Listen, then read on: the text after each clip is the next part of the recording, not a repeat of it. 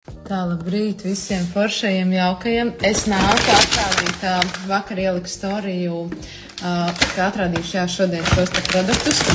Protams, par cik tas ir ēdams, vakar mēs kaut ko jau apēdām, bet es paturēju kasti, jo pīca bija patiešām garšīga. Es papildus uzliku vēl sieru, jā, un es arī apēdu 2 gabaliņus, varbūt pat 2,5, jā.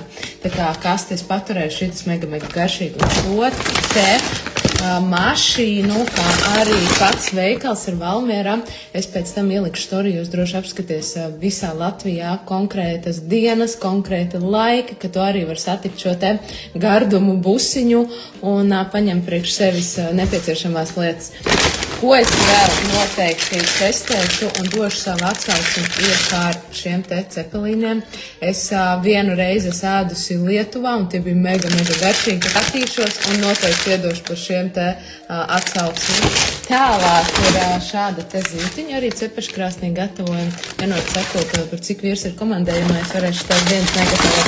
Tāda ir daudz dažādi saldējumi. Un, jā, noteikti ieskaties, cenas tur ir ļoti garšīgas. Šita jau Ramona, šito ir ēdus, šitas ļoti garšīgs, un šitas arī esot garšīgs, šitas ir auzu saldējums. Tālūk, mīļie, ka es nākamajā storijā ielikšu, lai tu var apskatīties, vai tavā pilsētā arī ir šis te gargais busiņš.